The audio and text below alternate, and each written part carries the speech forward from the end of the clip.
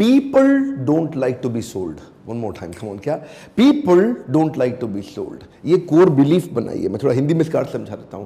किसी भी आदमी को अच्छा नहीं लगता कि उसको कोई आकर के चालाकी से कुछ बेच के चला जाए।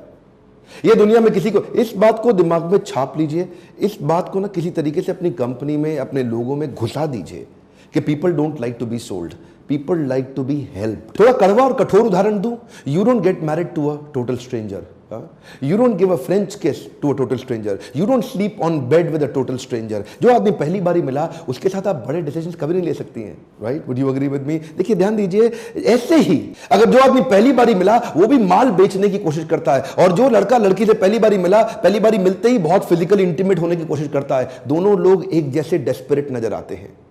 जबरदस्ती माल बेचता है जो पहली बारी में, वो भी डेस्परेट नजर आता है। जबरदस्ती एक लड़की के साथ उसको तंग करने की कोशिश करता है, फिजिकल इंटीमेसी दिखाने की कोशिश करता है, वो भी डेस्परेट नजर आता है।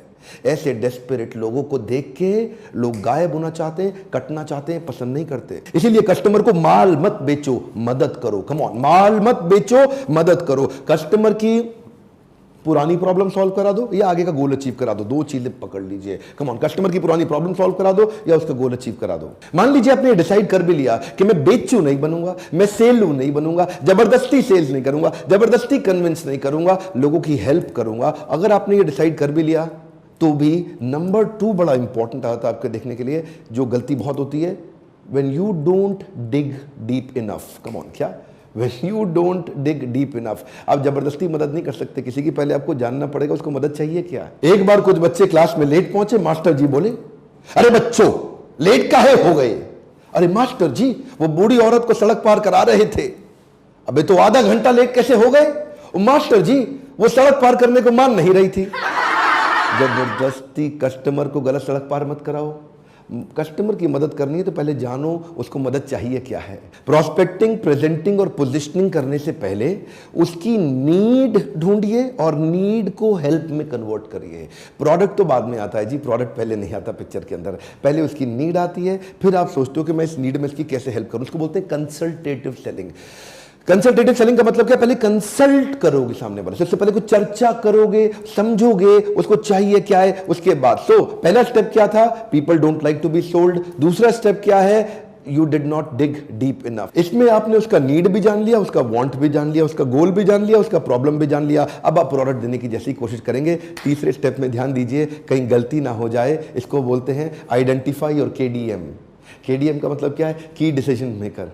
जिसको आप माल बेच रहे हैं उसके पास डिसीजन लेने की एबिलिटी है भी कि नहीं है। कई बार you are talking to a wrong person, आप गलत आदमी के साथ दीवार पे धक्का लगा रहे हैं। दीवार पे धक्का नहीं लगाते, दरवाजे पे लगाते। देखिए 5 तरह के लोग होते हैं जो आपका माल खरीदते हैं। पहला होता है इनिशिएटर, दूसरा इन्फ्लुएंसर, तीसरा डिसाइडर, ये डिसीजन लेता है, और चौथा बायर, ये खरीद के आता है, पांचवा कंज्यूमर, जो बाद में यूज करता है उस प्रोडक्ट को। अब 5 प्रकार के लोगों में आप टारगेट किसको कर रहे हैं और आपके बिजनेस में किसको टारगेट करना जरूरी है। मान लीजिए आपका कंज्यूमर बहुत ही छोटा बच्चा है तो बच्चे को टारगेट मत करिए, डिसाइडर को, बायर को, इनको टारगेट करिए, क्योंकि ये लोग आपका माल खरीदेंगे। अब एक कॉर्पोरेट के अंदर B2B में परचेज मैनेजर आपका बायर है, लेकिन ना तो वो इन्फ्लुएंसर है ना वो डिसाइडर है। डिसाइडर उनका बॉस है जो ऊपर से उनको बताता है काम करने के लिए। ऐसे ही आप अपना KDM, की डिसीजन मेकर ढूंढिए। जिसको भी आप माल बेच रहे हैं, जिस कंपनी में माल बेचते हो उस कंपनी का ऑर्गेनाइजेशन स्ट्रक्चर को पहचानो। कई बार उस कंपनी में चेयरमैन का सेक्रेटरी, जो कि छोटी तनख्वाह पे होता है ना, चेयरमैन का सेक्रेटरी PA, वो कंपनी के वाइस प्रेसिडेंट से भी ज्यादा पावरफुल होता है। ऑर्गेनाइजेशन स्ट्रक्चर के अंदर घुसना पड़ता है, आपको कस्टमर को पहचानना पड़ता है कि इनमें डिसीजन मेकर कौन है। अरे साड़ी बेचने वाला भी जब साड़ी बेचता है ना तो वो देखता है सास भी आई है, बहू भी आई है, ननद भी आई है। वो देखता है यहाँ चलती किसकी है, सास की ज्यादा चल रही है, बहू की ज्यादा चल रही है, ननद की ज्यादा चल रही है। जिसकी चल रही है फिर साड़ी उसके आगे रख देता है। आप बताइए कौन सी ठीक है, उसको मालूम है ये डिसीजन ले लेगी, माल तुरंत बिक जाएगा। इस तरह अपना probable customer, probable purchaser finalise करिए। ये प्रोबेबल कस्टमर क्या होता है? अगर आपने हार्ले डेविडसन बेचनी है, हार्ले डेविडसन बेचने के लिए कम समय में ज्यादा लोगों को दिखाओ तो क्या करो, अब मुंबई में धारावी है, एशिया की सबसे बड़ी झोपड़पट्टी, वहाँ जाके ले जाओ, बहुत सारे लोग आपकी एक ही बार बाइक देख लेंगे, हार्ले डेविडसन, वो देखेंगे भी ऐसे कि पता नहीं क्या आ गया है। थोड़ी देर बाद बाइक का खाली टायर बचेगा, हो सकता है कई चीजें गायब हो जाएं उसमें से, अरे वो आपका परचेजर है ही नहीं। समराइज कर देते हैं जी क्विकली, चौथे स्टेप जो आने वाला है उससे पहले मान लीजिए आपने पहले 3 स्टेप ठीक कर लिए, आपने सामने वाले को बेचने की जगह मदद करा,